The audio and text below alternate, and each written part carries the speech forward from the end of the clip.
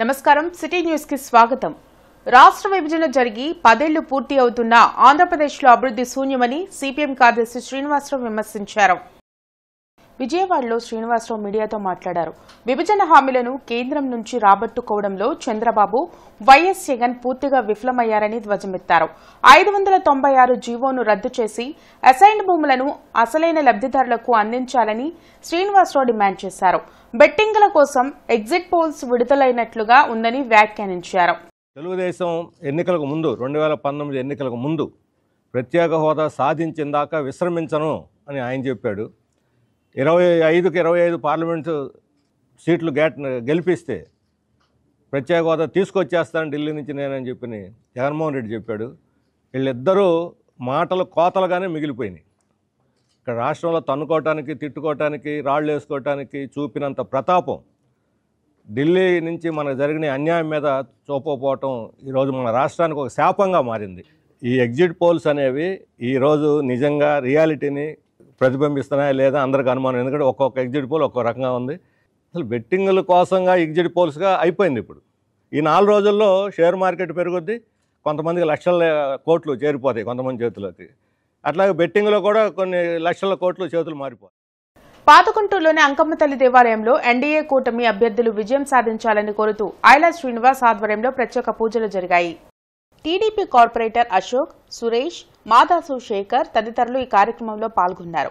గత 5 ఏళ్ల వైసీపీ పాలనలో ప్రజలు తీవ్ర ఇబ్బందులు పడ్డారన్న నాయకులు జూన్ 4న జరిగే ఎన్నికల ఫలితాల్లో కూటమి అభ్యర్థులు భారీ మెజార్టీ సాధిస్తారని ధీమా వ్యక్తం చేశారు.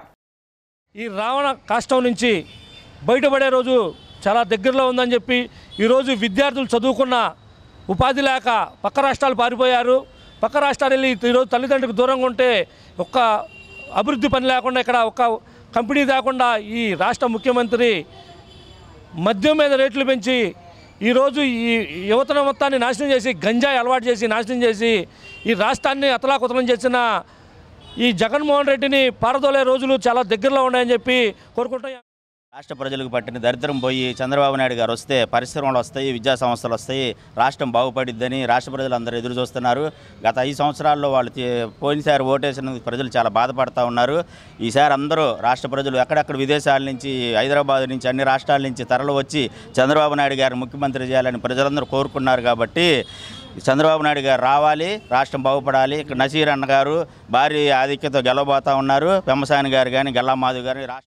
రాష్ట్రంలో కూటమి అభ్యర్థులు విజయం సాధించాలని కాంక్షిస్తూ పాత బస్టాండ్ సమీపంలోని ఈస్ట్ ప్యారిస్ చర్చిలో తెలుగు మహిళలు ప్రత్యేక ప్రార్థనలు చేశారు. రాష్ట్ర అభివృద్ధి టీడీపీ అధినేత చంద్రబాబుతోనే సాధ్యమని నల్లపనేని విజయలక్ష్మి, పద్మ తెలిపారు. జూన్ 4న జరిగే ఎన్నికల కౌంటింగ్లో కూటమి అభ్యర్థులు భారీ మెజార్టీ సాధిస్తారని ఆశాభావం వ్యక్తం చేశారు.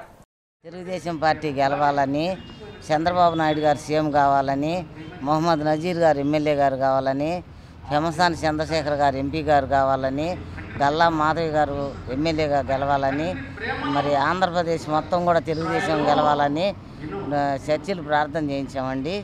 ఈరోజు ఆ ప్రభువు సన్నిధిలో మన కూటమి గెలవాలని, బీజేపీ, జనసేన, తెలుగుదేశం 3 పార్టీలు గెలవాలని కోరుకున్నామండి. ఆ ప్రభువుకి ప్రార్థన చేసుకున్నామండి అందరం.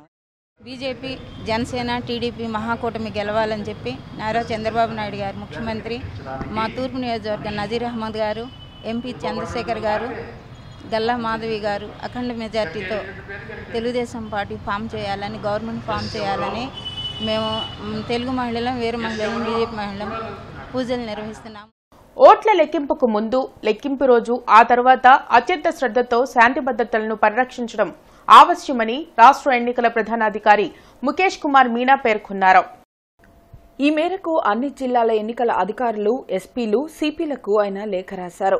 ఇప్పటి వరకు ఎన్నికలను స్వేచ్ఛగా, న్యాయంగా, చాలా వరకు శాంతియుతంగా నిర్వహించడంలో కృషి చేసిన ప్రతి ఒక్కరిని ప్రశంసిస్తూ మీనా ధన్యవాదాలు తెలిపారు.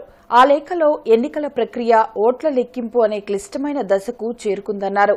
ఈ నేపథ్యంలో ఎంతో వ్యూహాత్మకంగా సవాళ్లను ఎదుర్కోవాలన్నారు. తీవ్రమైన పోటీ కారణంగా భావోద్వేగాలకు అదుపు తప్పే అవకాశం ఉందని ఆయన తెలిపారు. ఓట్ల లెక్కింపునకు ముందు, లెక్కింపు రోజున, తరువాత అత్యంత శ్రద్ధతో శాంతి భద్రతలను నిర్వహించాలన్నారు. కౌంటింగ్ కేంద్రాల్లో ఆటంకాలు తలెత్తితే వాటిని దృఢంగా నిర్ణయాత్మకంగా పరిష్కరించాలని సూచించారు. ఎన్నికల నియమావళికి విరుద్ధంగా ప్రవర్తించే లేదా ఆర్ఓ ఆదేశాలను పాటించడంలో విఫలమైన ఏ వ్యక్తిని అయినా ఓట్ల లెక్కింపు స్థలం నుండి పంపించే అధికారం ఉందన్నారు. రాజకీయంగా సున్నితమైన ప్రాంతాల్లో హింసాత్మక ఘటనలను కఠినంగా అదుపు చేయాలన్నారు. సమస్యాత్మక ప్రాంతాలను ఇబ్బంది కలిగించే వారిని నిరంతరం పర్యవేక్షించాలన్నారు. తప్పుడు వార్తలు, పుకార్లు వెంటనే ఖండించాలని ఆయన సూచించారు. తాడేపల్లిలోని వైసీపీ కేంద్ర కార్యాలయంలో వైసీపీ కౌంటింగ్ ఏజెంట్లతో సజ్జల రామకృష్ణారెడ్డి సమావేశం నిర్వహించారు. కౌంటింగ్ సమయంలో తీసుకోవాల్సిన జాగ్రత్తలపై దిశానిర్దేశనం చేశారు. వైసీపీ మంచి మెజార్టీతో గెలవబోతుందని, ఎగ్జిట్ పోల్స్ అడ్డదిడ్డంగా ఇచ్చిన సర్వే ఫలితాలను నమ్మాల్సిన అవసరం లేదని సజ్జల స్పష్టం చేశారు. వ్యవస్థలను మేనేజ్ చేయడంలో చంద్రబాబు దిట్ట అని విమర్శించారు. ప్రతి అంకె ఖచ్చితంగా రికార్డు కావాలి. ప్రతి అభ్యర్థిది ఇండిపెండెంట్ 1-2 వచ్చినా సరే ఓట్లు మిస్ కాకుండా అతని దాంట్లోనే రావాలి. అవన్నీ రికార్డ్ అయినట్టు సాటిస్ఫై అయిన తర్వాతే సైన్ చేయాలి. వాళ్ళు పొరపాటున ఒక అంకె బదులు ఇంకోటి పొరపాటున చెప్పొచ్చు. ఇట్ ఈజ్ నాట్ డెలిబరేట్ ఉండాలని అక్కర్లా, డెలిబరేట్ కావచ్చు. మనమైతే అలర్ట్గా ఉండాలి. ఏ టేబుల్కి అయితే మీరు ఉంటారో అంతవరకు ఇక్కడ ముఖ్యమంత్రి గారు జగన్మోహన్ రెడ్డి గారి తరఫున మీరు అక్కడ ప్రతినిధిగా ఉన్నట్టు. మనకు వేరేది ఏది అక్కర్లేదు, అక్రమంగా రావాల్సి వచ్చేవి అక్కర్లేదు, ఇంకొకరివి మనకు అక్కర్లేదు. మనం ప్రొటెక్ట్ చేసుకుందాం. పొరపాటును కూడా మన ఓటు ఇన్వాలిడ్ కాకుండా. విద్యానగర్లోని ప్రసన్నాంజనేయ స్వామి మందిరంలో 29వ హనుమత్ జయంతి ఉత్సవాలు ఘనంగా ముగిశాయి. ఉత్సవాల్లో భాగంగా హరినామ సంకీర్తనను నిర్వహించారు.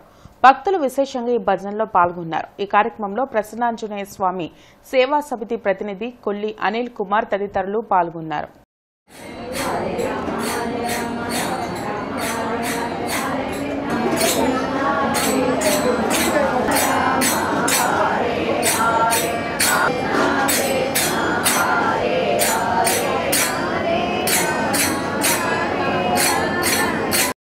తెల్లవారుజాము నుంచి ప్రత్యేక పూజలు చేస్తూ స్వామివారి ఆలయంలో భక్తులందరికీ స్వామివారి దివ్య ఆశీస్సులు పొందుతున్నారు. ఇవాళ హరినామ సంకీర్తన కార్యక్రమం పొద్దున్నుంచి సాయంత్రం వరకు గుడి ప్రాంగణంలో ఇవాళ 5వ రోజు కార్యక్రమంలో భాగంగా జరుగుతున్నది. ఈ కార్యక్రమం జరుగుతూనే పొద్దున 11 గంటల నుండి మహా అన్న సంతర్పణ కార్యక్రమం మన గుడి ప్రాంగణంలో జరుగుతున్నదండి. ఇవాళ మహా అన్న సంతర్పణ కార్యక్రమంలో భాగంగా అందరూ ఇక్కడ ప్రసాదం తీసుకొని తీర్థప్రసాదాలు తీసుకొని స్వామివారి ఆశీర్వాదం తీసుకొని స్వామివారి కృపకి పాత్రలు కావాలి. మాజీ కేంద్ర మంత్రి సుజనా చౌదరి జన్మదిన వేడుకలను గుంటూరులో ఘనంగా నిర్వహించారు. చంద్రమౌళి నగర్లోని బీజేపీ కార్యాలయంలో జరిగిన వేడుకల్లో కేక్ కట్ చేసి సంబరాలు చేశారు.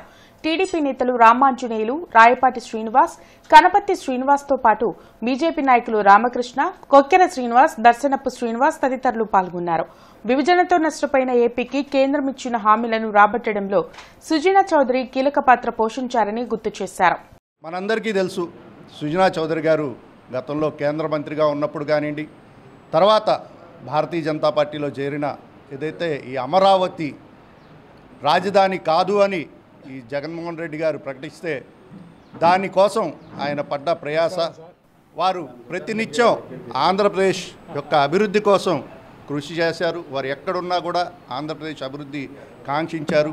వారు ఈ రోజున వెస్ట్ అసెంబ్లీ నుంచి కూడా పోటీ చేస్తూ ఉన్నారు. తప్పనిసరిగా గెలుస్తారని కూడా ఈరోజు మనందరం ఈ సర్వేలన్నింటిలో కూడా చూస్తాం. తెలుగు రాష్ట్రాల్లో ముఖ్యంగా రాజకీయాల్లో ఆయన పాత్రను మనం గణనీయంగా చెప్పుకోవచ్చు. ముఖ్యంగా రాష్ట్రం విడిపోయిన తర్వాత మన రాష్ట్రానికి రావాల్సినటువంటి నిధులు కేంద్రం నుంచి రప్పించే విషయంలో కానీ, అదేవిధంగా ఈ వైసీపీ పాలనలో రాజధాని 3 ముక్కలు అవ్వడం, దాన్ని వ్యతిరేకించడంలో కానీ, తెలుగు ప్రజల అభివృద్ధిలో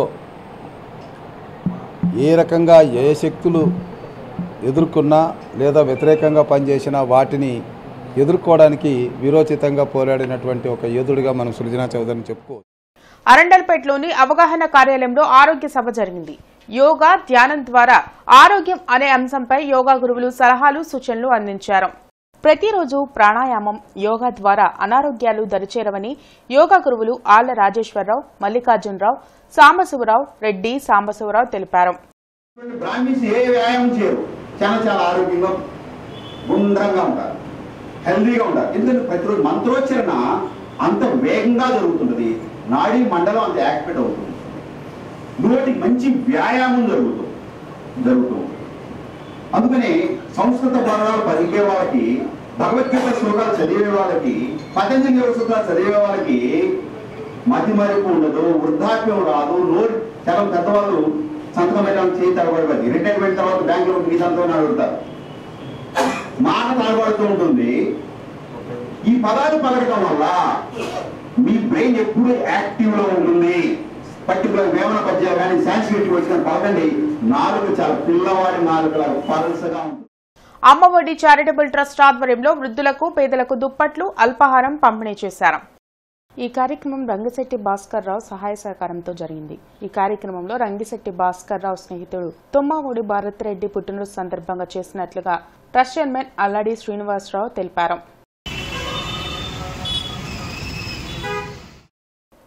ఇవి ఇప్పటివరకున్న వార్తా వివరాలు. మరికొన్ని వార్తా విశేషాలతో మళ్ళీ కలుద్దాం. అంతవరకు సెలవు. నమస్కారం.